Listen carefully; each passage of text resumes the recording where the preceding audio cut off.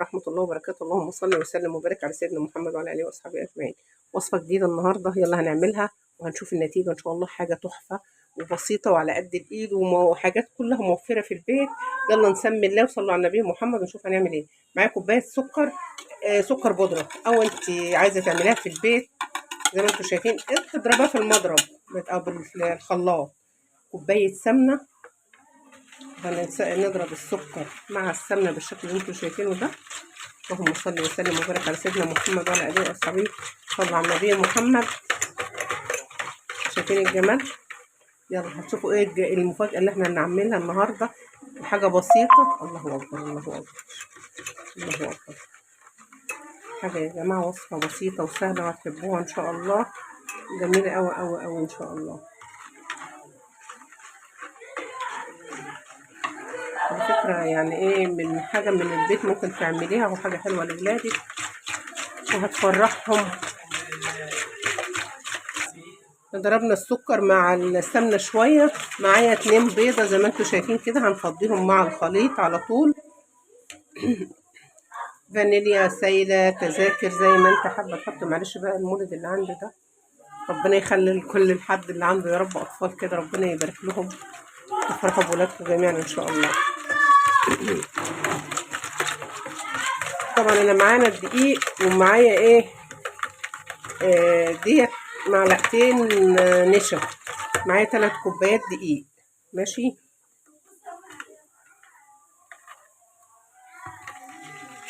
نضرب بقى ايدي بتسيب، معلش يا جماعه. معلقتين نشا مش كبار، و3 كوبايات دقيق، وحطينا الفانيليا والبيض والسكر والسمنه. سمنه على زيت ماشي، عاوزه تعملي بس زيت ماشي. انا معايا تذكره كمان بيكنج باودر.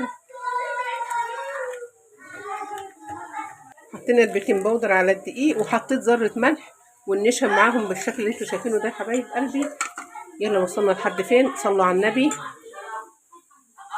وادعي الأموات بالرحمة يا رب. الله يرحم موتانا وموتى المسلمين أجمعين يا رب العالمين.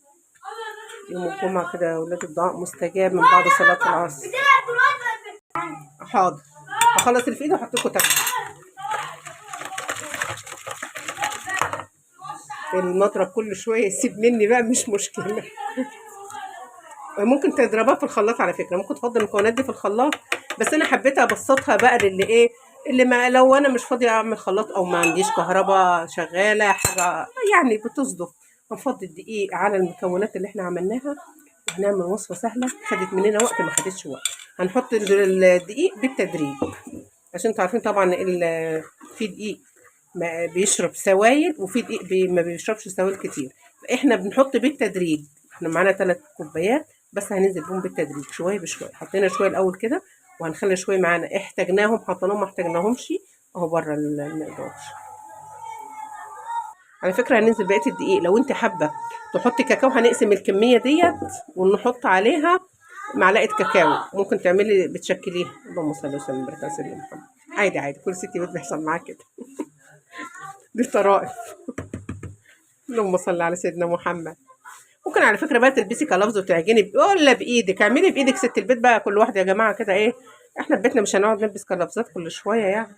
بنشوف بقى العجين بالتدريج كده، ولو احتاج معلقه دقيق معانا كمان هنحطها. ما احتاجناش خلاص، احنا عارفين ان في دقيق بيشرب سوائل ودقيق لا.